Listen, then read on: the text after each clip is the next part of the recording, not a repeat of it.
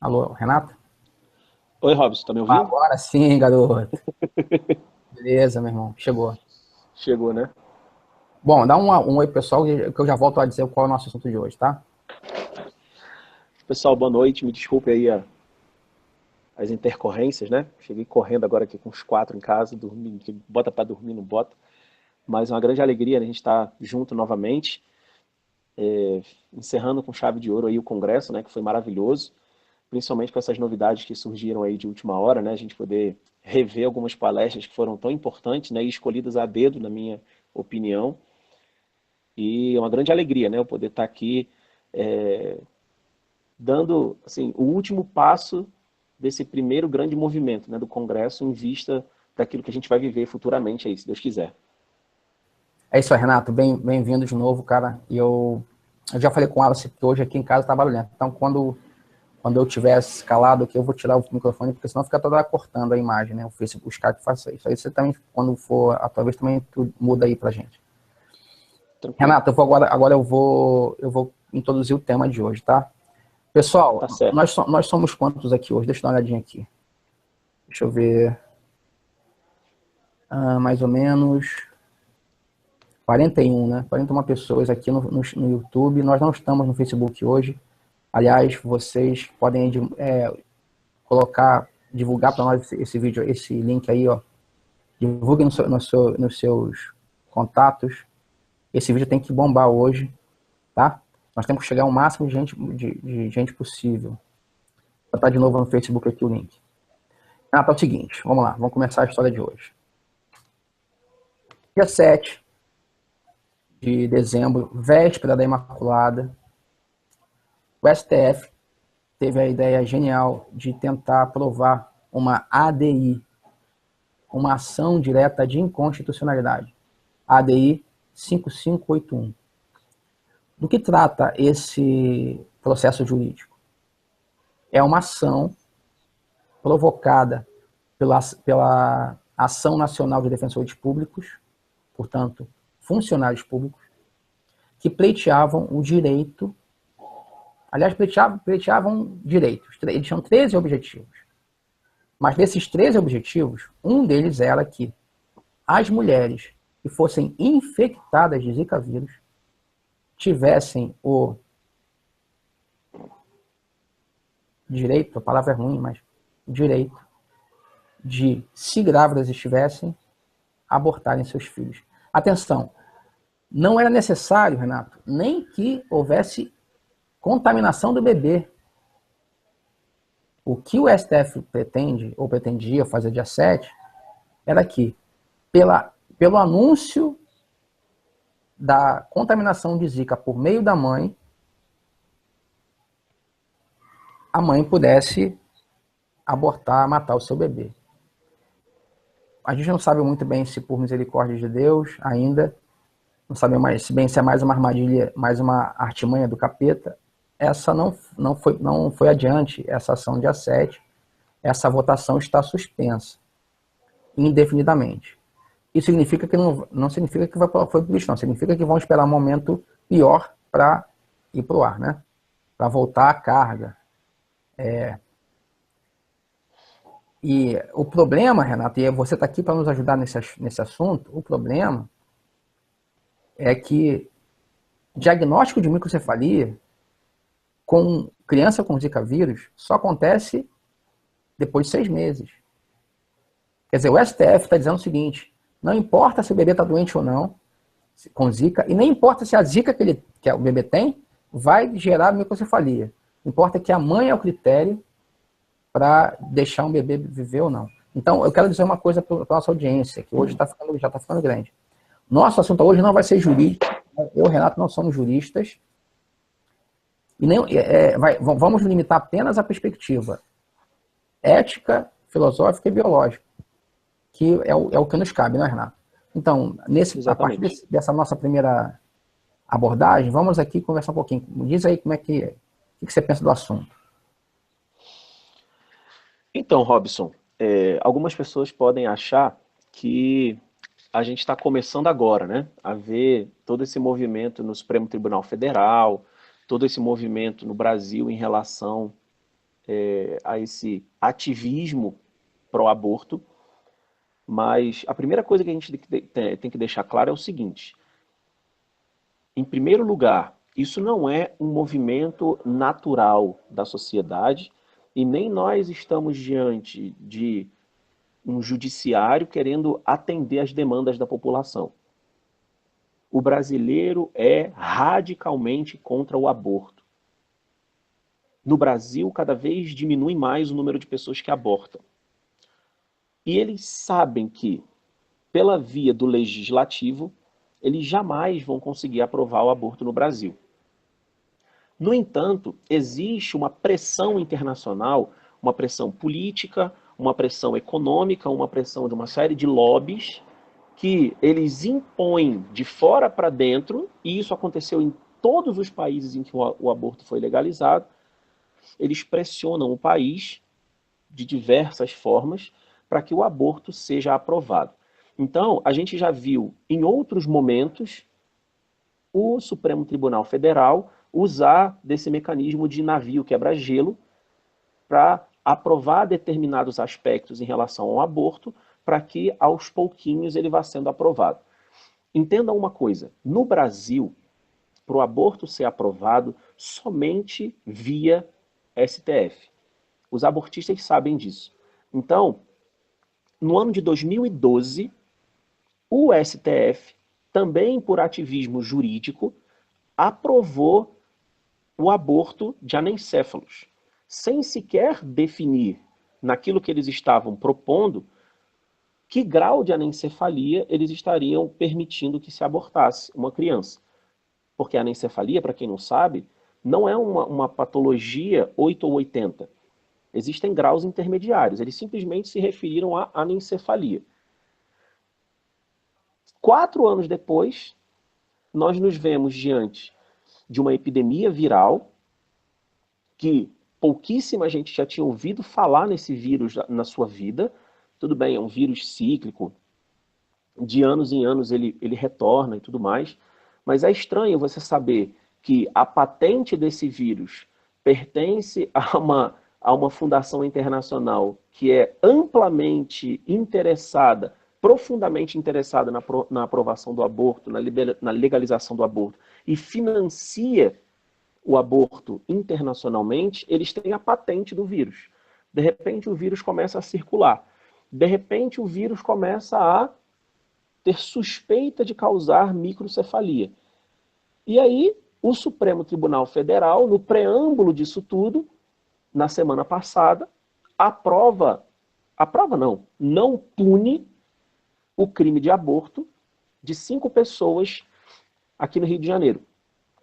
Para que na semana seguinte, eles, tendo preparado o terreno com reportagem no Fantástico, depois a gente pode inclusive falar sobre essa reportagem, eles preparam o terreno para colocar em pauta a aprovação do aborto em mulheres que estão com diagnóstico de Zika vírus, como você bem disse, Robson, sem sequer ter a necessidade dela comprovar que o neném, que o bebê, possui ali algum grau de microcefalia.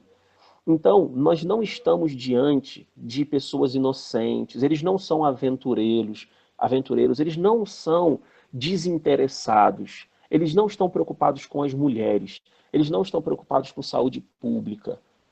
Esse povo é financiado para isso, eles são pagos para isso. Isso é uma agenda internacional que eles precisam cumprir. E a gente precisa estar o tempo inteiro abrindo os olhos das pessoas para que elas entendam isso. A gente vai e mostra documento, mostra a história, fala da história de outros países, para que as pessoas entendam e aprendam. Né? Então, acho que hoje a gente pode falar um pouquinho desse contexto histórico, desse contexto eugênico, para que a gente não fique aqui achando que é, o aborto de crianças com microcefalia é algo aceitável. Não, não é. Então é muito importante a gente ter o nosso olhar sobre a vida humana muito claro para a gente saber quem a gente está defendendo.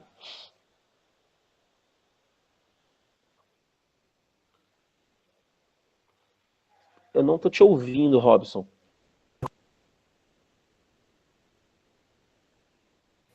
Eu não estou te ouvindo. Agora fui eu que desliguei. Agora foi, agora foi. Eu que desliguei. Então, eu estava aqui dizendo que eu fechei aqui minha imagem porque eu fiz uma live agora aqui mostrando você pelo Facebook, para o pessoal que não estava vendo. Então, mas eu ouvi tudo que você falou, cara, e é isso mesmo. Cientificamente, não há por que alguém dizer que uma mãe que pegou gripe vai transmitir gripe para o filho. Não é porque que a mãe pegou, sei lá, ainda mais essa doença, a Zika vírus, né?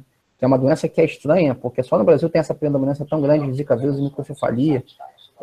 Isso não é garantia alguma que acontecerá essa transmissão. E a questão é mais séria, Renato. E se, eu quero chegar a isso, hoje a gente vai falar um pouco sobre isso, né? E se fosse claro e evidente que a mãe tendo Zika transmitisse para o seu bebê microcefalia, isso dá direito a alguém de tirar a vida do outro? Esse é um tema que eu queria que você falasse para nós já, tá? Mas enquanto isso, deixa eu só fazer mais uma introduçãozinha e a gente volta a esse tema aqui. Então, eu quero receber o pessoal que está aqui no Facebook, no YouTube. Pedro Ram Cavalheiro, oi, Paraguai aqui, ó. Ana Carolina Souza, bem-vinda, Ana. Guarujá, Belo Jardim de Pernambuco. Ótimo. Então, agora todo mundo está ouvindo o Renato agora, né? Muito bom. Sorocaba. Bom, Renato, agora estamos com o nosso pico, de 50 pessoas simultaneamente. Tá bom, hein, cara? Tá bom, hein? Tá ótimo. Então, vamos lá. Então, vamos começar, Renato. Agora a Vera, hein? A Vera. Vamos lá. O que é eugenia, Renato? Explica para nós aqui, para o pessoal que está aqui no nosso site, no Facebook, o que é a famigerada eugenia. Bom, numa linguagem bem simples, o pensamento eugênico é aquele tipo de pensamento em que eu me coloco numa posição onde eu passo a selecionar a partir de valores, a partir de ideais, a partir de uma visão que me interessa, quem tem direito de viver e quem não tem o direito de viver. É um pensamento seletivo. É como se o homem determinasse, a partir dos seus valores, quem tem os mesmos valores que ele vive. Quem não tem, ele simplesmente descarta. A gente tem alguns exemplos na história, né, como, por exemplo, Adolf Hitler foi um eugenista de carteirinha, onde ele, para purificar a raça ariana, eliminava todas as raças que manchariam a honra alemã, manchariam a raça alemã.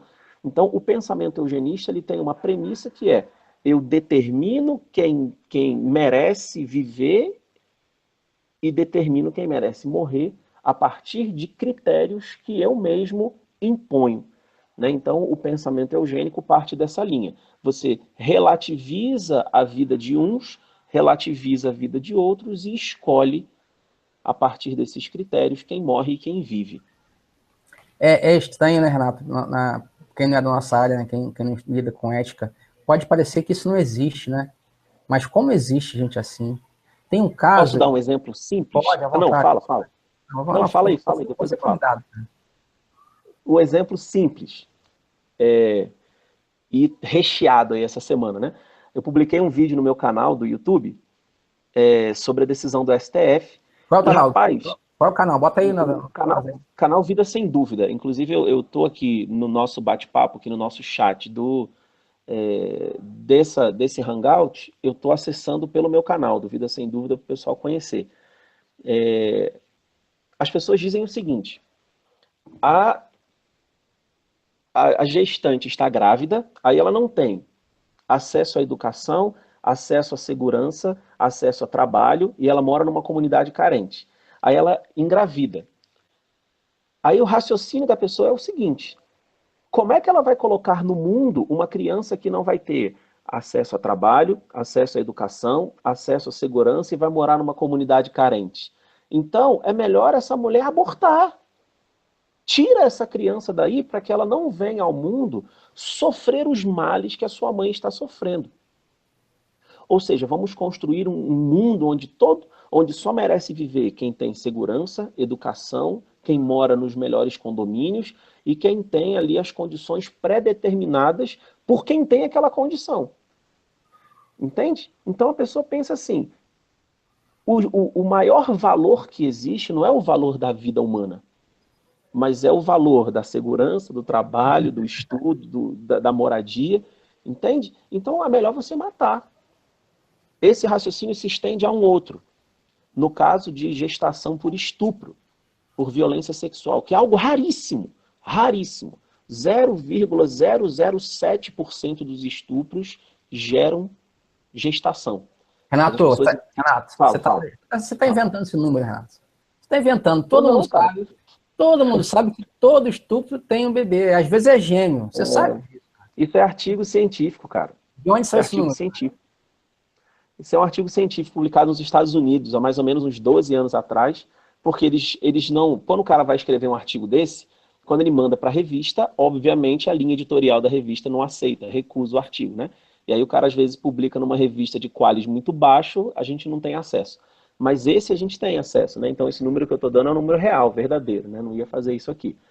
Mas aí a pessoa olha assim, não, peraí, essa vida foi concebida em que condição? Não, foi estupro, então não vale.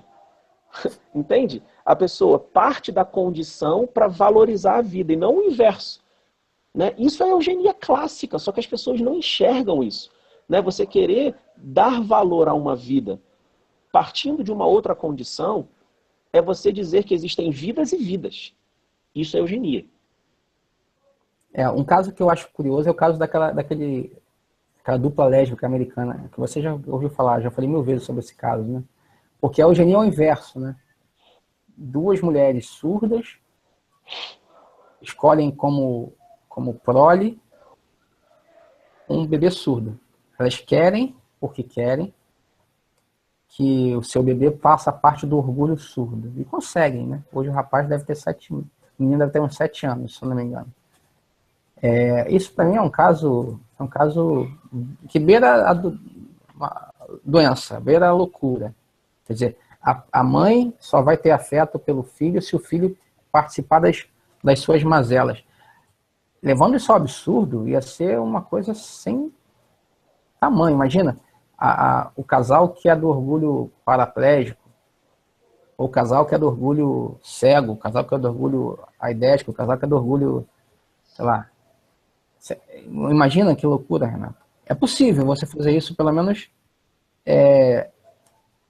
absolutamente, né? De modo teórico, né? Escolher os genes que gere alguém mais alto, mais forte, mais rápido, mas também com problemas de saúde, problemas de visão, de pâncreas, sei lá. Né? A malícia da eugenia é o que você apontou, assim. É o filho ou a prole à medida de alguém. Às vezes alguém é o pai ou a mãe ideologicamente engajados. Às vezes é o Estado. É o Estado que vai dizer quem é que não é ariano. Então quem não é ariano vai para o fogo. Quem é ariano vai para o exército. E o que eu fico muito chocado, Robson, é o seguinte. Você pega, por exemplo, você pega o texto do ministro Barroso sustentando a tese de que você não deve punir um aborto de 5 pessoas que assassinaram uma criança até 3 meses de gestação, você vai ler o texto do ministro, é assim, é vergonhoso. A argumentação dele é vergonhosa, é pobre, é cheia de mentiras, é cheia de falácias.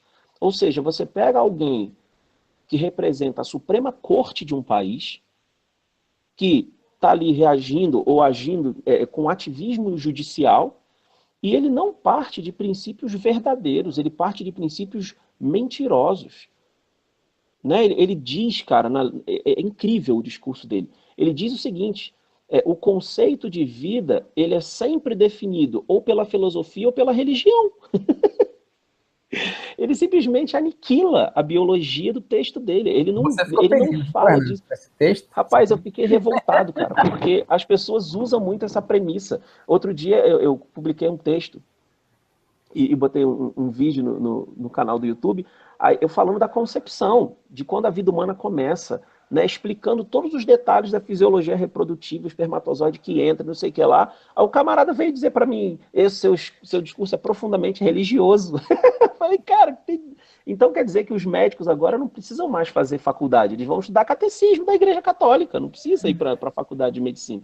Né? Verdade. Então é impressionante como eles são desonestos, sabe, Robson? É uma Eu também acho. desonestidade. Eu não acho que é ignorância, não. Eu não acho. Ali, certamente a palavra que você usou é falácia, né? Falácia. Então, eu diria até mais, é sofisma, mas isso aí talvez um pouco grave demais. Mas eu não tenho nenhuma dúvida que eles sabem exatamente quando começa a vida, né? Tanto que no voto que fez o Barroso, alguns ministros não quiseram falar, né? Então, ficaram Exatamente. calados, porque Exatamente. defender uma coisa que é francamente imoral, francamente desonesta, Então, eles têm, Robson, o doutor Bernard Natterson, ele é o considerado rei do aborto, né? Ele fez mais de 70 mil abortos nos Estados Unidos, até que inventaram o ultrassom. Quando inventaram o ultrassom e ele foi realizar um aborto, ele tomou um susto com o que ele viu e ele parou imediatamente de fazer aborto e ele se tornou um líder pró-vida, como ele é até hoje. Inclusive, ele não é religioso. E ele diz que a estratégia abortista passa por três táticas. A primeira tática é você convencer a imprensa a respeito do aborto naquele determinado local, sempre baseado em mentiras. A mentira a respeito dos números de aborto que acontecem naquele país, do número de mulheres que morrem por aborto naquele país, e a mentira a respeito da questão religiosa. Tipo assim, quem comete aborto são as católicas e as evangélicas, mas elas fazem escondido. Entende? Então, eles enganam a mídia, eles fazem do aborto uma coisa de fundo religioso, e, por fim, a última tática que eles utilizam é descredenciar a ciência. Isso ele dizendo que é a tática que eles utilizam, entendeu? chega a ser risível, né, que o STF não reconheça, não chame para esse assunto, para esse debate, os biólogos, né, os cientistas que Sim. são competentes no Eles assunto. fogem. Eles fogem. A Débora Diniz, essa mulher que o Fantástico chamou, essa mulher que recebe rios de dinheiro da Fundação Ford, da Fundação MacArthur, o Instituto Anis, do qual ela faz parte, que fez a pesquisa que saiu no Fantástico, ela já foi chamada diversas vezes para debate, ela corre. Ela prefere ir para a mídia e para a televisão com os dados falsos, entende? Ou seja, como é que você vai pegar uma mulher dessa, Robson, e dizer que ela está pensando na mulher, cara? Ela não está pensando na mulher, ela não quer o bem da mulher. Eles têm como único objetivo de vida promover, legalizar o aborto e fazer do aborto uma bandeira. É o objetivo de vida que eles têm. E, pessoal, que está nos ouvindo aqui, né, nós já somos lá perto de 70, perto de 65 dos nossos atuais, agora, né, visualizando o site. Perceba como é falaciosa a argumentação. Eles falam que são a favor da mulher, né? Ah, não, o aborto é pró-mulher. Mas e quando o bebê é uma mulher? Quem é que está sendo... Qual mulher está sendo beneficiada pelo aborto? Que é morto, não. Pelo contrário. Né? Na China, não sei se vocês sabem disso, a China, o aborto é prática estatal. Até pouco tempo, talvez 1, 2 anos, havia a política do filho único, né? Toda família podia ter um filho, e se podia ter 2 se fosse homem, né? Mulher só podia ser um. Então, as vítimas preferenciais eram as mulheres na China. A mãe estava grávida da primeira filha, era menina, matava, porque ia acabar a chance de ter mais um filho, né? Então, é uma mentira, a palavra que o Renato falou, a falácia, né? Não é a favor da mulher, de forma alguma. A mulher é mais uma vítima, mais um instrumento para elas conseguirem o que elas querem. Quer dizer, eles, né? Elas não, né? Eles, né?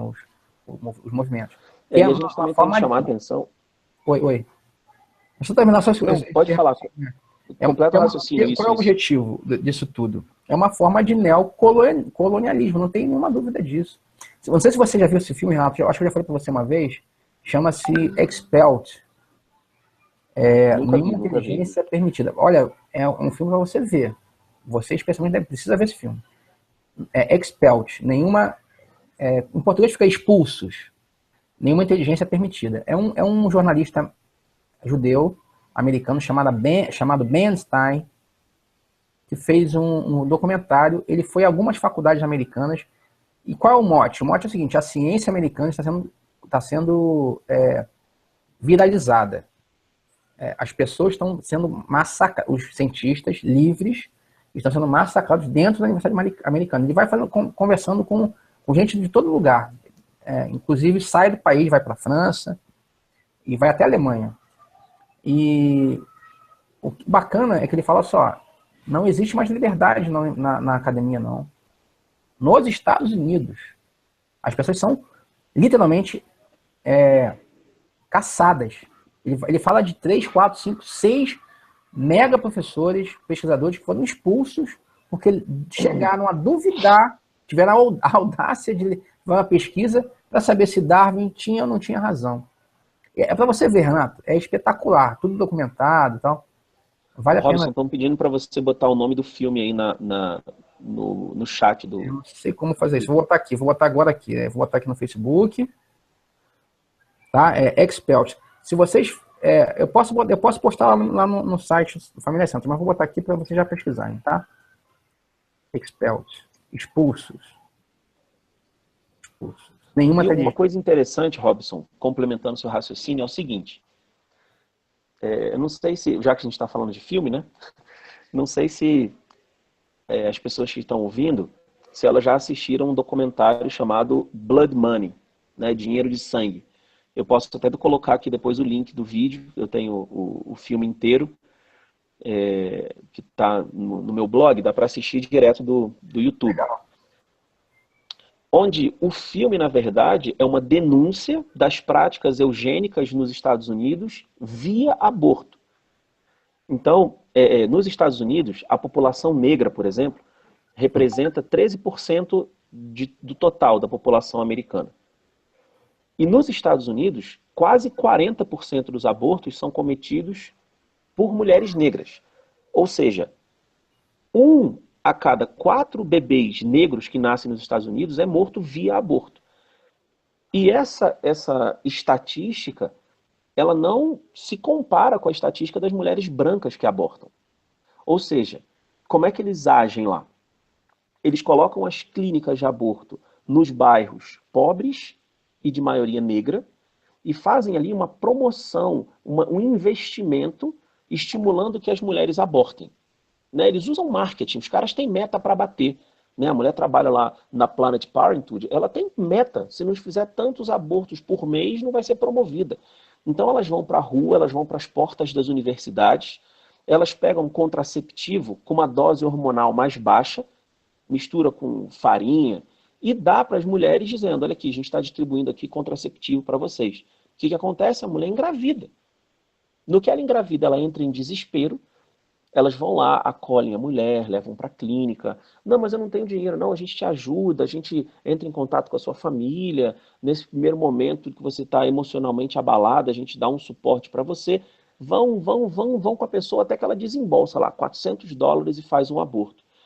Eles são extremamente parciais no público que eles buscam para abortar.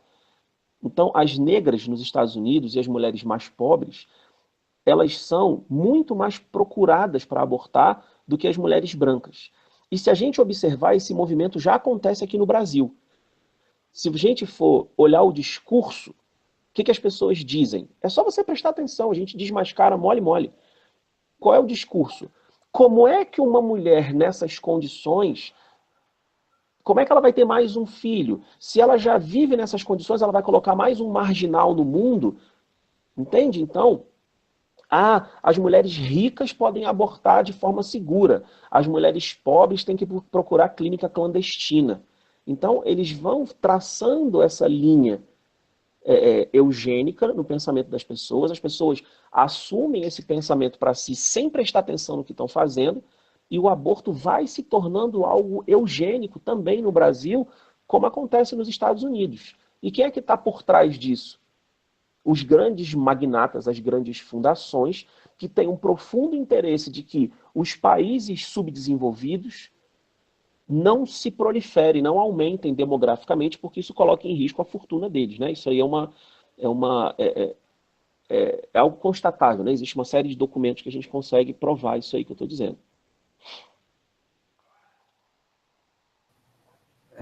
Pessoal, eu sei que vocês podem estar achando que é loucura, mas eu vou botar agora para vocês, Renato, aqui. Não sei se você conhece esse áudio, eu acho que você deve conhecer, você é um cara bem informado, né? Lá na Planet Parenthood, né, nos Estados Unidos, gravaram um aborto encomendado. Existe isso, cara. Você soube Sim, disso? Ah, sim, sim, sim. uma pessoa liga para a Planet Parenthood e fala assim: quero doar dinheiro para vocês. A Planet Parenthood é a empresa americana, é uma das empresas mais ricas nos Estados Unidos. E É o uma das trabalho maiores dela, multinacionais do mundo. e o trabalho delas fundamentalmente é matar criança, é fazer aborto. Sim. Essas E clínicas, vender os órgãos, né? essas clínicas que o Renato falou que estão nos bairros pobres, exatamente. E teve um áudio que eu consegui aqui, lá no meu blog, que tá, vou botar agora no meu Facebook, tá? Se vocês não me conhecem, vou botar aqui também agora. Que é uma pessoa doa um dinheiro para a Planned Parenthood, mas fala o seguinte: eu quero que aborte negro. E a atendente fala assim: Exatamente. o que você está dizendo? Então, eu quero que essa doação aborte negro. Pode? E aí a gerente titubeia um pouquinho, mas fala: não, pode. Quer dizer,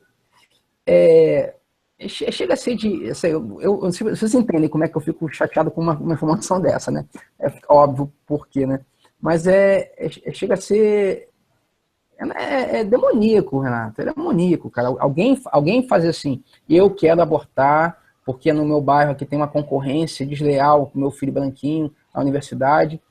É algo que beira a ação demoníaca. Tá aqui no meu blog, tá no meu site. Bota lá, facebook.com/prof.robsonoliveira. Estou botando aqui agora para vocês, tá? facebook.com/prof.robson Oliveira. Tá lá o link para esse áudio. Veja bem, não é texto, não. Não é texto. Eu consegui o áudio da conversa dos dois e o link para a página original americana, onde isso aconteceu. Na época foi um bafafá. Deve ter uns 2 ou 3 anos, né, Renato? Isso aconteceu. Sim, sim. E no ano passado, a Planet Parenthood sofreu um baque muito grande porque foram descobertos exatamente uma série de movimentos lá dentro de tráfico de órgãos, né, de tráfico de órgãos de crianças que eram abortadas. E, na verdade, eles descobriram que era uma das fontes, uma das maiores fontes de renda da Planet Parenthood era justamente o tráfico de bebês. Eu tenho, se você quiser complementar, eu tenho a tabela de preço dos Não órgãos. acredito que tem isso, cara. Quanto é que custa o baço, quanto é que custa o fígado, quanto é que custa o timo, quanto é que custa um osso. Eu tenho a tabela de preço original, guardado no meu computador. Eu só uso quando eu vou dar curso, quando eu vou dar aula. Não acredito, Renato. Tem É, tabela de preço. sim. Eu estou Algo, colocando bom, aqui no.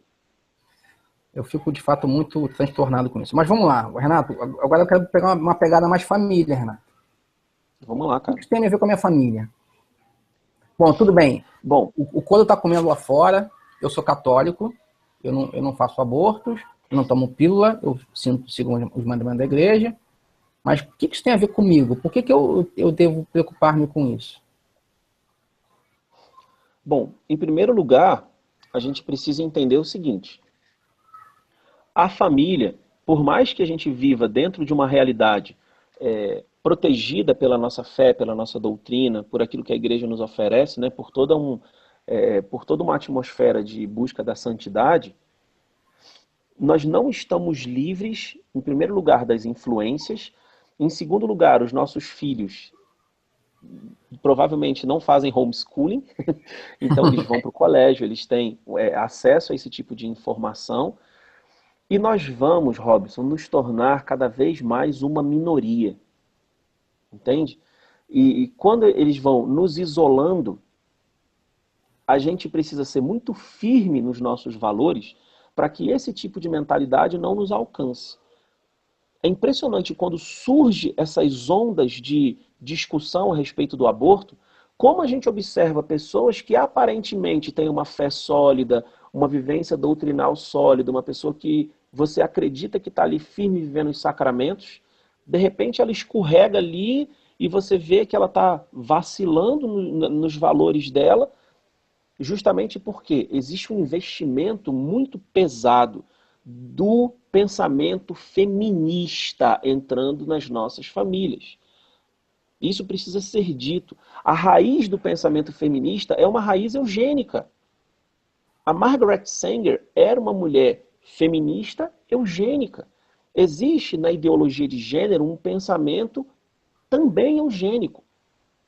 Quando eles querem promover todo tipo de família e de relacionamento estéril, eles estão implantando uma mentalidade eugênica. A mentalidade de que nós precisamos diminuir o número de pessoas que nascem no mundo. E vamos lançar todo tipo de recurso para isso. Uma outra questão, Robson, é a seguinte. Se a gente for olhar com um pouco mais de carinho, de cuidado, um casal que lança mão de técnicas contraceptivas, eles também estão praticando, de certa forma, a eugenia. Eles estão dizendo assim, eu vou definir, arbitrariamente, segundo os meus princípios cruéis, muitas vezes, quando um filho meu vai vir ao mundo e quando ele vai direto para o céu. Uhum. É impressionante a quantidade de pessoas mal esclarecidas a respeito dos contraceptivos, a respeito dos métodos naturais. As pessoas precisam de uma vez por todas entender. Os anticoncepcionais combinados, esses que a gente compra todo dia na farmácia, eles são abortivos. Quando a gente toma um remédio desse, quando a mulher toma um remédio como esse, existe uma probabilidade ali de 20% dela conceber um filho e ele não conseguir se aninhar no útero. Uma mulher que é consciente disso e ela continua tomando o remédio, ela está dizendo o seguinte, eu estou escolhendo o filho que vai nascer e o filho que vai morrer. Entende, Robson? Então, de forma muito sutil isso vai entrando na nossa família. De forma muito sutil a gente vai absorvendo essa mentalidade eugênica e ela vai indo mais para frente. Pega um casal que não consegue ter filho. Eles vão começar a procurar o recurso da reprodução medicamente assistida, né, da substituição da reprodução. Aqui no Brasil ainda existe uma proteção muito grande, né, da lei. Eles exigem uma série de coisas, né? Eles, por exemplo, não deixam você escolher o sexo. Tem uma série de obrigações que o casal precisa cumprir. Mas em outros lugares você já pode escolher característica dos filhos. Basta que você pague por isso. Quando eu escolho qual é a cor do cabelo que o meu filho vai ter, qual é a cor do olho que o meu filho vai ter, qual é o QI que o meu filho vai ter, quais são as características físicas, qual é o patrimônio genético que o meu filho vai ter, eu estou fazendo ali uma escolha de como eu quero construir a minha raça, a minha família, a minha descendência. Isso é eugenia. As pessoas não entendem, né, Renato, que um filho é um dom, né? Enquanto uma coisa Elas acham que filho é direito, né? E aí eu quero uma pessoa um tema muito delicado, tá, Renato? Mas você é um cara... Renato, qual é a sua formação? Só para o pessoal saber. Rapaz, a minha formação, a minha graduação foi em medicina veterinária. Eu fiz mestrado e doutorado em ciências veterinárias aplicado na área de doenças da esfera da reprodução e microbiologia. E eu também tenho aí uma formação de 16 anos no campo da bioética, né? Eu também sou professor de bioética na universidade. E assim, de forma autodidata, meu amigo, tem mais uma série de outras coisas que a gente poderia colocar aí no currículo. Eu vou tocar num assunto que é um assunto de especialista. Então, eu vou falar das pessoas, assim, famílias que têm filhos especiais. Isso. Esse é um assunto... Eu sabia que você ia falar nisso. Muito delicado, é muito delicado. Então, a gente não está dizendo de forma nenhuma que a gente faz pouco dos benefícios físicos. Não, que tanto faz ter uma perna ou não ter. De forma nenhuma, a gente quer que todo mundo tenha pernas. O que a gente está dizendo é que escolher medicamente, agir sobre a natureza, para escolher as características físicas dos filhos, isso transforma os pais mais em compradores do que em pais. Mais em comerciantes do que em pais. Porque o comerciante escolhe o produto, o pai recebe um dom. Mas dito isso, a gente não pode dizer, de forma nenhuma, que uma família que tem um bebê, uma criança com algum tipo de necessidade especial, não sofre. Não é? A gente não pode dizer isso. Ah, não, a pessoa, o pai e a mãe estão lá no primeiro filho e chega, o seu filho vai ter uma doença degenerativa, sei lá. Ou seu filho vai ter uma doença locomotiva, não vai poder sair da cadeira de rodas. Eu queria que você fizesse uma palavra para essas pessoas. Você tem para dar? Eu peguei de repente, né, Renata? Não pegou não. Quando eu comecei a falar de eugenia na família, eu não quis tocar nesse ponto porque eu sabia que você ia acabar puxando essa discussão, né? Mas a primeira coisa que a gente precisa entender, Robson, e eu acho assim, o Congresso, cara, vou só abrir um parênteses aqui de 10 segundos. Cara, o Congresso foi sensacional. Né? Assim, a gente que assistia ali as palestras e você olhava do outro lado do computador e falava, meu Deus, obrigado. Tem pessoas que vivem o que eu vivo, tem pessoas que buscam o que eu busco. É como se eu pudesse botar a mão por dentro do computador e dar a mão para eles e dizer obrigado porque eu não estou sozinho, né? Então, por que eu quis abrir esse parênteses? Porque, Robson, a gente precisa tomar consciência do que é o nosso matrimônio, cara. O matrimônio, ele é uma via de cruz e ressurreição. O matrimônio, ele é uma via de sacrifício, de oferta de vida, de um amor autêntico, verdadeiro, profundo. E o caminho da cruz é um caminho de felicidade. Né? A gente precisa ter essa consciência. Então, eu vou dizer isso aqui sem ser algo da minha experiência pessoal. Claro que nós tivemos, inclusive, casais que deram esse tema, né, na palestra. Quando nós estamos diante de uma crise, de um desafio, de algo que nos desafia, como, por exemplo, um filho com uma doença grave, com um filho especial, uma crise muito grave no casamento, a perda de um dos entes da família, aquilo se apresenta diante de nós como uma cruz, como uma oportunidade de nós amarmos, como uma oportunidade de nós enriquecermos o nosso relacionamento em vista do céu, em vista da nossa santificação. Então, da mesma forma que existem filhos especiais, esses filhos transformam aquele casamento, aquele matrimônio, aquela família em famílias especiais. Especiais em que sentido? Deus está dando um presente para que a gente aprenda a amar mais e melhor. Eu digo muito para as pessoas, sabe, Robson, quando eu vou dar palestra em cursos de noivo, palestra para casais. Nós seríamos profundamente infelizes como maridos se nós tivéssemos esposas e filhos perfeitos.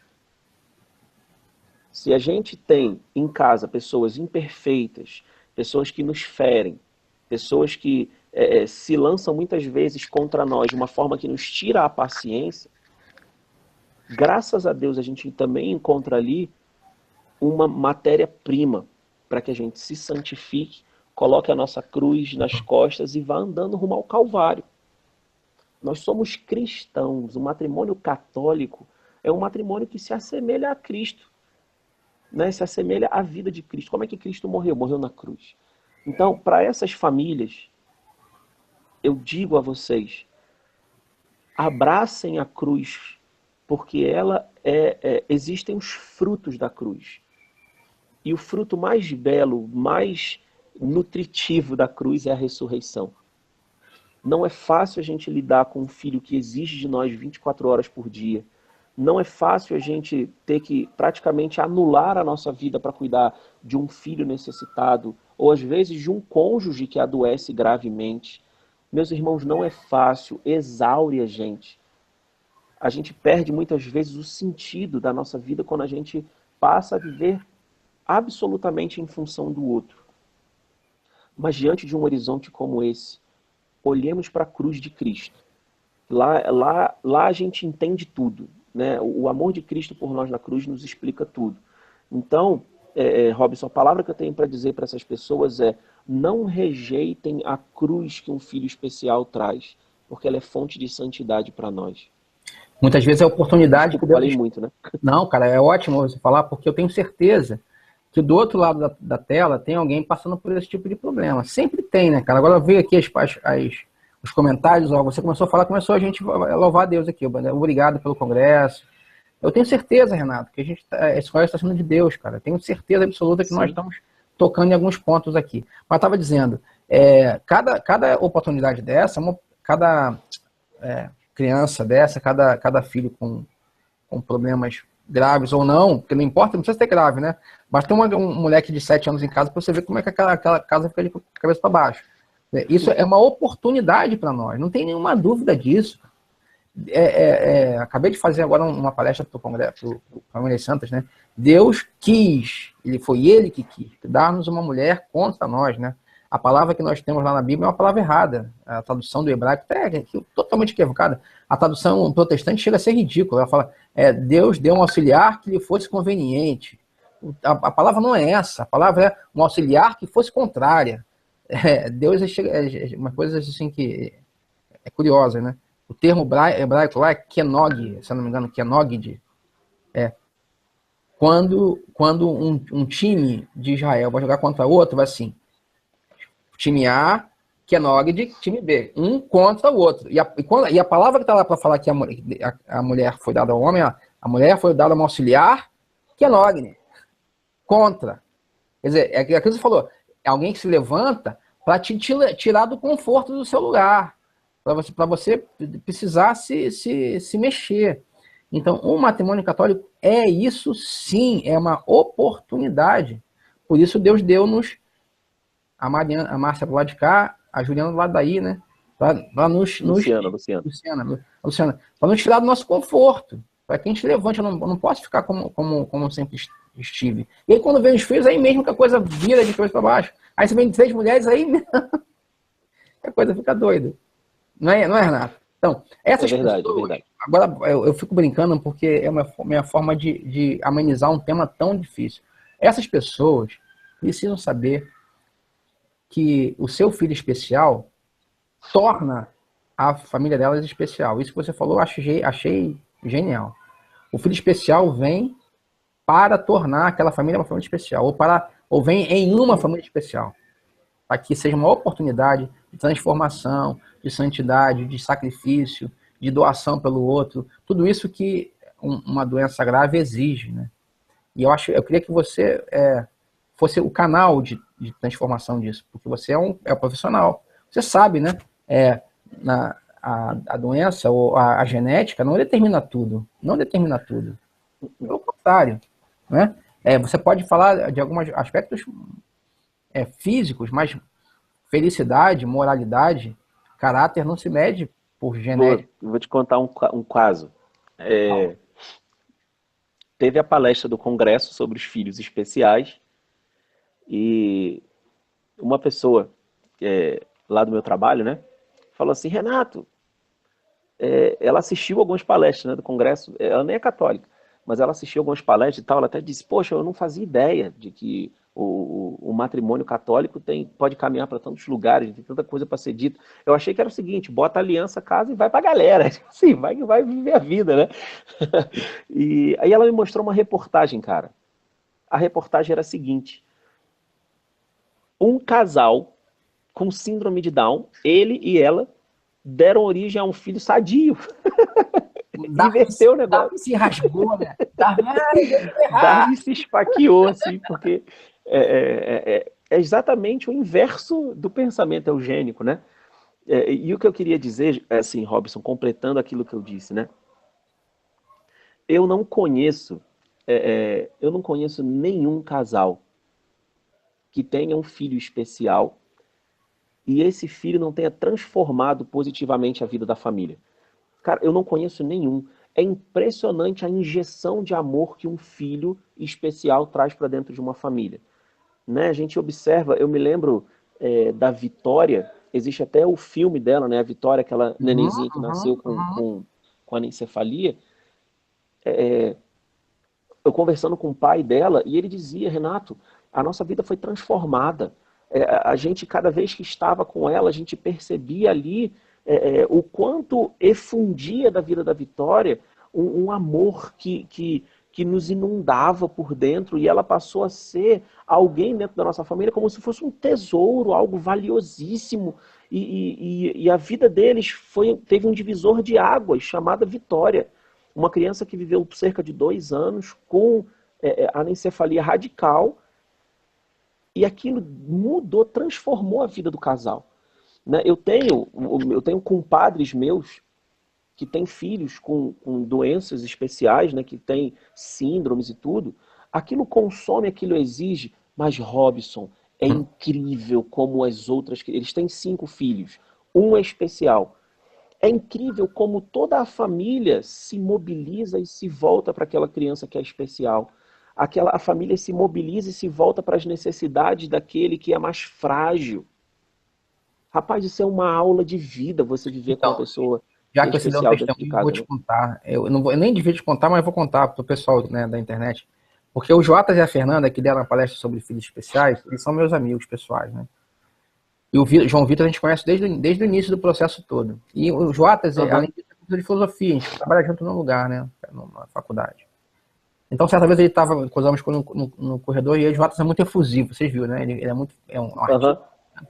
Ele falou assim: Robson, hoje foi demais. Eu falei: o que foi, Jotas? O Thiago acordou e falou assim: foi lá, acho que foi o Thiago, o mais velho. Falou, papai, se eu pudesse, eu dava minhas pernas pro João andar.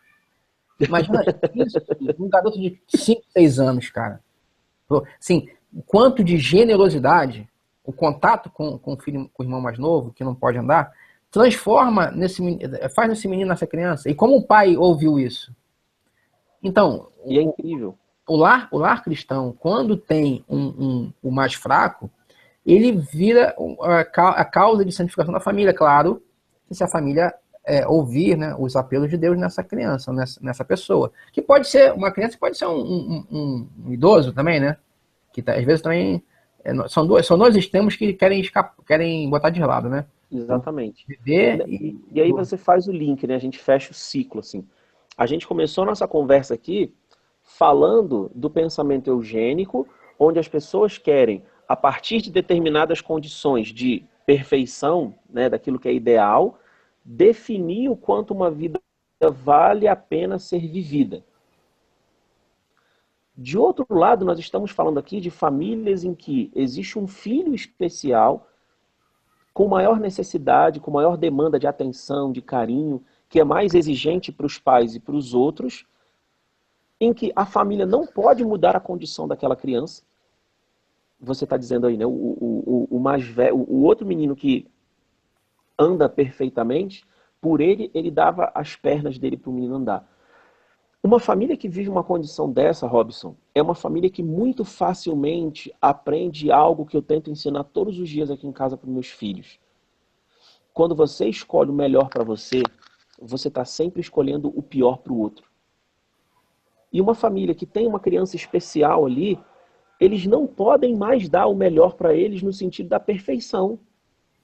Você não pode acabar com uma paralisia cerebral, uma síndrome de Down, mas você pode sim viver os seus sacrifícios pessoais para transformar a vida daquela pessoa especial em algo melhor.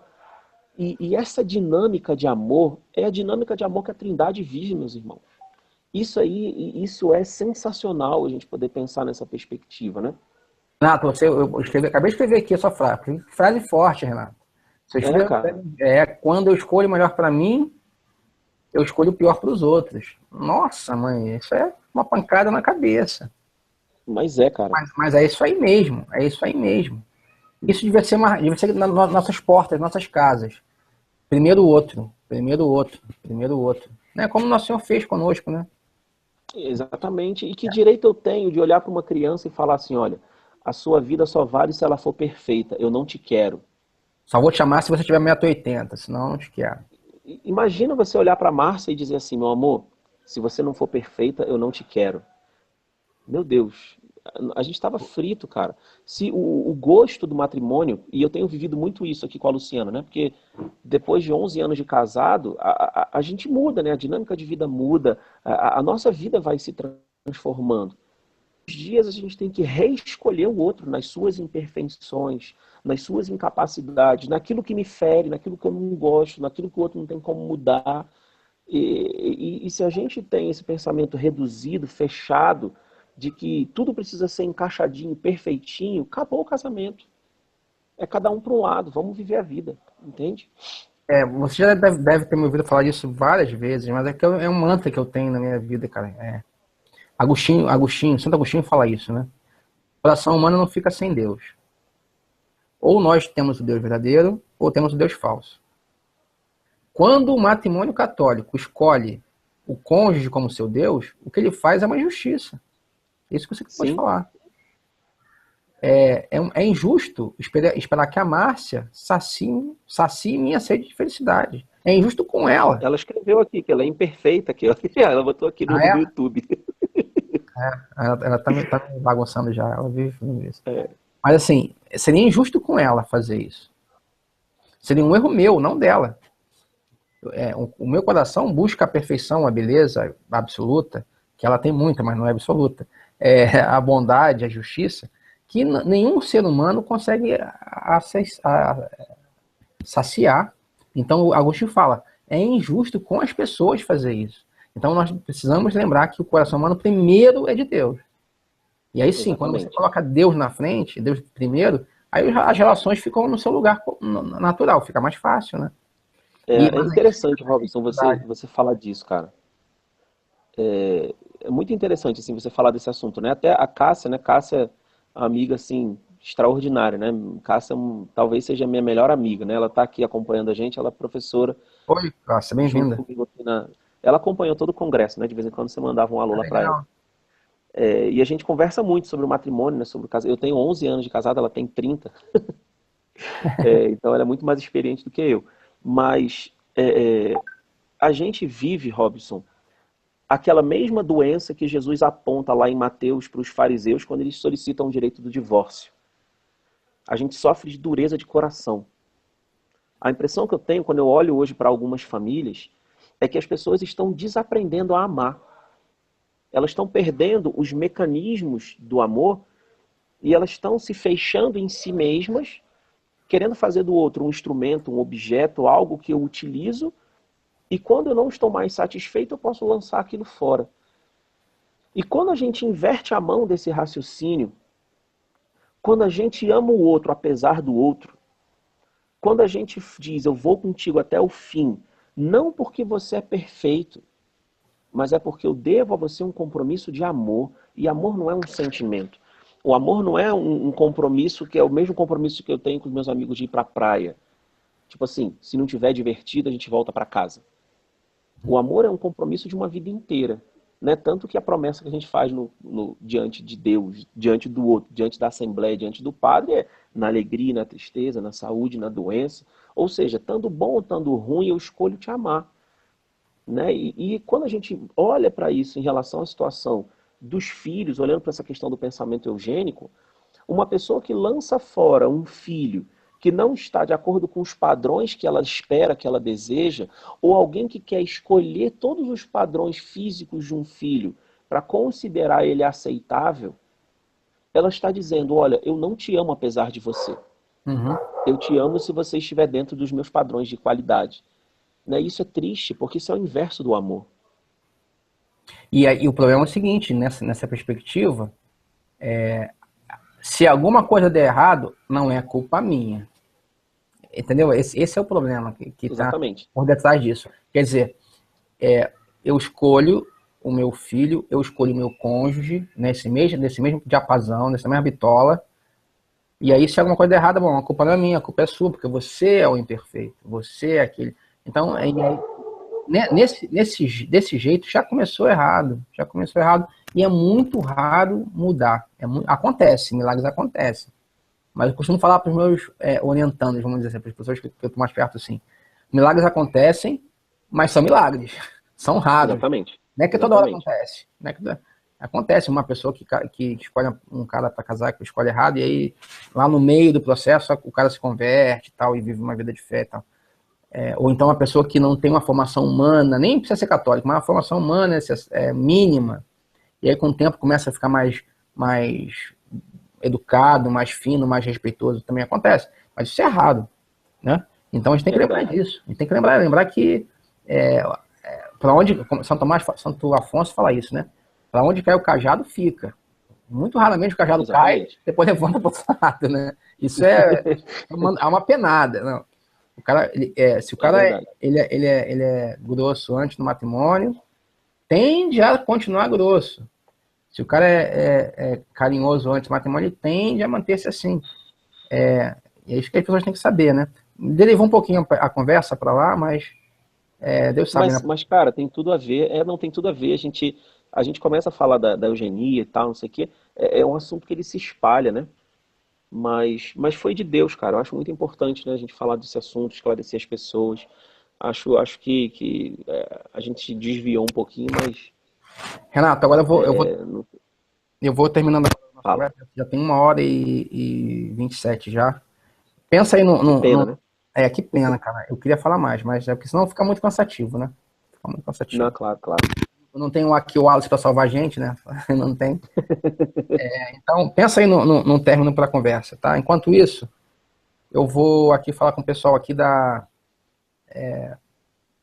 do concurso. Nós fizemos um concurso, tem mais ou menos uma semana.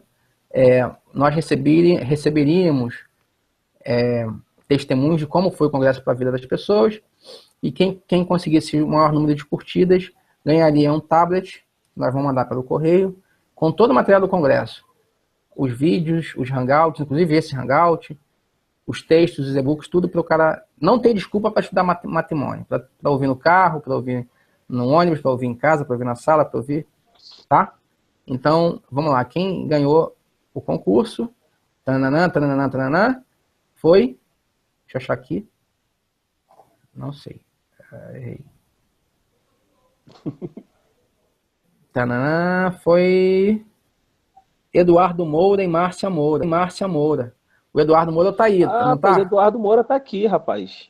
Tá aí, tá direto aí, ó. Eduardo Moura Então, tá ele aqui, comentando quer tudo. confirmar. E a Laís É, entrou agora aqui, só tá dando UF agora aqui nesse bate-papo. Entrou outra professora agora aqui, que beleza. bem-vinda, Laís, bem-vinda. Tudo bom, Lala? Laís, um dia eu vou ser professor da UF, Laís. Não sei se eu vou conseguir, não. Essa proeza, entrar na filosofia da UF deve ser muito difícil. Mas então, Eduardo, você tá aí, né? Eduardo, bem-vindo. Parabéns, você ganhou o nosso tablet. A gente você vai receber na sua casa o tablet com todo esse material que eu prometi para você, tá? O testemunho de vocês é lindo, de você e da sua esposa, Márcia. Nós gostamos muito. Só preciso de uma coisa, Eduardo, manda para nós, no nosso e-mail, contato@congressomatrimônio.com.br, contato@congressomatrimônio.com.br, o seu endereço para a gente mandar para você esse seu prêmio, tá bom? É isso aí. A última coisa, para acabar definitivamente esse congresso. Faltam exatamente 40 minutos, 46 minutos, perdão, 36 minutos, para nós fecharmos as inscrições do Projeto Famílias Santas. Depois desse tempo, acabou, não vai ter mais inscrição no curso, tá? Então, se você ainda não se inscreveu, se você quer fazer parte desse nosso projeto de formação, que vai ter também mais palestras com o professor Renato sobre outros assuntos, que ele é bom. Vou botar o link agora no Facebook e no YouTube, tá? Para que vocês façam parte do processo de formação. O Renato vai ajudar a gente com mais matérias, mais assuntos. Vocês perceberam, ele é um cara bem formado, né? Aliás, um cara católico, né? Hoje em dia é tão difícil já professor católico. Na universidade é mais ainda, mas é um cara que, Verdade. não só isso, é um cara que vive, não é só fala, ele vive a fé dele, isso para nós é inspirador, tá? Então vai fazer parte também desse nosso projeto, Renato Vargas. Coloquei no YouTube, agora coloco no Facebook o link para você fazer parte desse projeto conosco, tá? Nesse processo. É um itinerário, você vai entrar no itinerário de formação. Vamos falar de virtudes, vamos falar de família, como tratar a sua sogra, com todo o carinho que ela merece. Afinal, ela te deu o maior bem que você pode ter com a sua esposa. Como lidar com pessoas difíceis? Não precisa nem ser a sogra, pode ser qualquer um. Pode ser o cunhado, pode ser. Então, mas não é isso não. As sogras merecem muito amor, porque ela nos deram o maior presente que nós podemos ter. Mas não só disso, vamos falar, por exemplo, de pornografia. Renato, Tô ansioso por isso aí, 61% viu?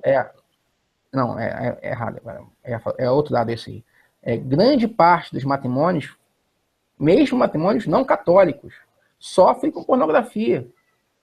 Vamos ter um debate sobre esse assunto no nosso curso. A Questões pornografia, financeiras. Robson, Hum, ela foi considerada, em algumas cidades da França, um problema de saúde pública. Ou acredito. seja, as pessoas estão sofrendo socialmente, psicologicamente, afetivamente, com essa desgraça, né, que é a pornografia. Né, eu costumo dizer que a pornografia ela mata o amor no homem. Né? Ela desliga as conexões que levam o homem a ter capacidade de amar sua esposa. Né? Então, é tal a gravidade que eu enxergo, né, na pornografia. Então, se existe esse projeto de, dentro desse grande projetão do Congresso Matrimônio Católico, de se falar de pornografia, meu irmão, palmas para vocês. Assim, palmas para vocês, porque vocês não têm ideia da quantidade de gente que vocês vão salvar, de casamento que vocês vão salvar abordando esse tema. A gente tá em parceria com um médico e psiquiatra importante no Rio de Janeiro para para avançar essa reflexão. Mas a gente tem certeza, Renato, que vai ser algo espetacular. Assim, vai ser espetacular. E pensa bem, hein? Não é só para casados, não, para solteiros, para noivos. Né? A gente ouve muito isso, né? Ele não me respeita, ele não. Né? Então, vai ser algo de fato. Mulheres, por favor, atenção nesse nosso módulo lá no site. Então, se você está querendo participar desse congresso, se você sofre com isso no seu relacionamento, vai lá no nosso site, nosso curso lá, e entra, porque você vai ter boas informações sobre esse assunto. Tá? Vou botar de novo lá no Facebook, para quem perdeu, para que vocês acompanhem além disso, né? Nem falei de uma coisa, Renato, dinheiro é outra causa de problema, orçamento. Né? Tem um dado aqui que as pessoas não gostam muito que eu fale, mas eu tenho que falar. 60% dos casos de divórcio passa por questões financeiras. Muito ou pouco dinheiro. É, Não, é uma cara, é coisa. verdade, mas isso aí é algo 60%. grave mesmo.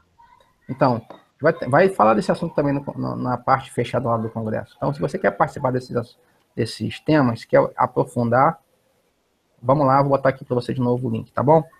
Renato, agora é o seguinte, para terminar a sua participação nesse primeiro Congresso. Não, tem mais uma coisa, o Wallace me lembrou aqui. O Wallace sumiu porque ele deve estar com o bebezinho dele, com o Gabriel. Tá, pessoal? O Wallace ganhou um bebê ontem e deve estar lá as voltas com ele. Tá? Tem uma coisa importante. Cadê minha? Tá aqui. Vamos mandar para vocês um e-mail para todo mundo da lista de membros, para que nós saibamos quem é você. Então, mais detalhes sobre você. Estado civil, idade, sexo, de onde vocês são. Então, de hoje para amanhã, no máximo depois de amanhã, todos vocês que se inscreveram no congresso vão receber um e-mail para que nós saibamos quem é você. Então, não se assuste. Vai ser um e-mail pontual, poucas perguntas, no máximo 10 perguntas, para marcar, a gente quer saber quem é você, para adequar o curso a você, tá? Então, vamos fazer isso em breve. E para terminar, Renato, eu já vou te dar a palavra, haverá o segundo congresso. Se pensar que vai ficar nisso, não ia ficar nisso não. Vai ter o segundo congresso. Mas, Renato, vai ser uma coisa mais louca ainda, tá? Não pensa que se esse foi doido, o outro vai ser mais doido ainda. Já estão dizendo que o Papa Francisco vai abrir o congresso com palestra dele? Provavelmente. Estão tentando. Ele tá tendo o português dele por enquanto, mas vai ser internacional. Já está definido, vai ser internacional. E já tem palestra agendada, já tem palestra confirmada. Então, aguardem em novembro do ano que vem, haverá o segundo congresso, não mais nacional, segundo congresso internacional, com a participação certamente do professor doutor Renato Vargas e mais gente menos importante. Que isso, cara? Para terminar, Renato, então vamos lá. Tem um bebê doente, que eu faço, cara? Me falaram para abortar, eu não quero. Ao mesmo tempo, meu matrimônio pode impactar, meu marido pode ficar impactado. Preciso de uma palavra, preciso de uma solução. Como médico, como católico, o que você pode dizer para essas famílias? Rapaz, a primeira coisa que a gente precisa colocar na frente de qualquer decisão são os valores. A gente precisa ter uma escala de valores. Diante de qualquer decisão na vida, a gente precisa das prioridades segundo as nossas escalas de valor. Então a pergunta a ser feita é: existe algo que vale mais do que a vida dessa criança? Se a resposta for sim, existe algo que vale mais do que a vida dela. A vida dela vale menos do que a nossa felicidade. A vida dela vale menos do que qualquer outra coisa. Aí você pode começar a pensar em matar a vida dessa criança. Mas se você se deu essa resposta, é porque você ainda não entendeu muito bem o valor da vida humana. Nada pode dar mais valor a uma vida humana ou tirar valor de uma vida. Não existe vida mais vida do que outra vida. Toda vida é preciosa, toda vida é valiosa, toda vida é um bem nela mesma, toda vida tem valor absoluto, toda vida tem um valor inviolável, toda vida tem um valor inestimável. E meus irmãos, nós somos católicos. Nós não cremos que a vida veio do nada. Nós não acreditamos em acidente, porque a nossa vida não é uma rodovia. Nós cremos que quando Deus nos dá um dom, que é uma vida, um presente, aquilo ali nos foi dado como providência de Deus para que a gente seja santo, para que a gente viva melhor a nossa vida conjugal, a nossa vida com aquele filho, e por mais desafiante que aquela situação seja, ainda que você precise procurar ajuda psicológica, ainda que você precise procurar ajuda médica, faça isso, mas jamais escolha pela morte de quem é inocente. Porque a ferida que isso gera dentro do relacionamento é muito maior do que a crise que pode gerar uma vida não desejada dentro de casa. Pense a respeito do valor da vida humana. Hoje mesmo eu publiquei um vídeo com esse tema, né? Pense a respeito do valor da vida humana, queridos. Pense.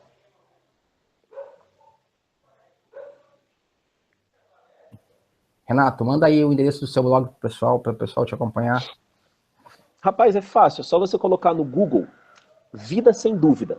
Colocou lá no Google Vida Sem Dúvida, você encontra meu blog, né, que fica dentro do portal da comunidade Shalom, e o meu canal no YouTube também tem o mesmo nome, né? Vida Sem Dúvida, professor Renato Varges. É facinho de achar, entra lá no meu Facebook, eu sempre coloco lá as publicações, é tranquilo de achar, não tem nenhuma dificuldade não. Legal, Renato. Pessoal, 23h34, começamos falando do STF, né? A ameaça à família. A família católica está ameaçada. A família natural está ameaçada, não só a católica. E temos que fazer alguma coisa. Eu e você somos responsáveis por isso. Não é só o Renato, não, que é biólogo. Todo mundo, toda a família, devia ser pessoalmente envolvida nesse assunto. Porque estamos falando do seguinte: o Estado brasileiro está pedindo o direito de legislar sobre nossos filhos. Isso é eugenia. Isso é a tentativa de escolher sem critérios verdadeiros quem pode e quem não pode viver. Quem deve e quem não deve viver. Tá? Então, nós não podemos ficar calados, não. Isso já aconteceu no passado. Eu costumo falar isso, né? As pessoas não gostam disso, mas é preciso dizer que o grande Platão, o gênio da filosofia grega, o inquestionável Aristóteles, os dois eram eugenistas. Os dois. Quer dizer, titulação não é critério para nada. Se Platão, que era Platão, cometeu esse erro, qualquer um doutor pode cometer. Então, o tema da eugenia é um tema antigo. E o remédio para a eugenia foi o cristianismo. Foi o cristianismo que trouxe o remédio. Qual é o remédio? Na dor, há salvação. Esse é o remédio para a eugenia. Ah, ter um filho doente, grave, é doloroso? Não tenho dúvida disso. Ter uma doença degenerativa é gravíssima, não tenho dúvida. Só que, para nós, cristãos, a dor é caminho de santidade e não muro para a felicidade. Então, Platão e Aristóteles, porque são pré-cristãos, não tinham essa informação. Então, a dor, o sofrimento de fato atrapalhava. Nosso caso não é assim. Então, lembremos disso quando já voltar ao ataque do STF contra a vida humana. Nós devemos fazer alguma coisa.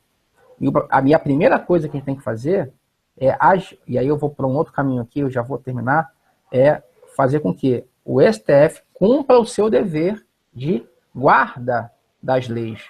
Quem legisla não é o STF, quem legisla é o Planalto. Né? Então, se você aí tem contato com seus deputados federais, avise-os, ajude-nos a colocar limite aos senadores, colocar limite à sanha dos juízes que não querem só julgar, mas também querem legislar. Estão cansados de julgar e querem legislar. Se querem legislar, saem do tribunal e vão concorrer a vereador. Agora, botar a toga, chegar lá sem voto e querer fazer a voz do povo, isso não está certo. Isso é ativismo judiciário, é inconstitucional. Não podemos ficar calados quanto a isso, não. E devemos fazer barulho, porque nós, diz a Constituição, todo poder emana do povo. Poder político. Então, vamos fazer com que isso seja feito, não vamos ficar caladinhos, não. Renato, muito obrigado. Abraço a Luciana, peço desculpas a ela, a hora e meia que eu roubei você dela aí, e das crianças. Tranquilo, cara. Vamos pensar nas próximas, viu? Tá ótimo, meu irmão. Vai ser sempre um prazer, uma alegria. Né? Acho que a gente já transformou esse congresso numa família, né? Família família de famílias, né? E vamos continuar fazendo aí, vamos aumentando a quantidade de famílias envolvidas. Estão perguntando aqui no Facebook, no YouTube, que se vai ficar aberto esse vídeo. Vai. Nosso canal, nossa conversa com o Renato vai ficar aberto aí para que você tenha o máximo de informação possível. O Renato pode replicar lá no seu canal, é até bom para ter mais ainda, né? Tá bom? Ótimo, Boa noite. show de bola. Até a próxima aí, viu? Tchau. Gente, Deus abençoe.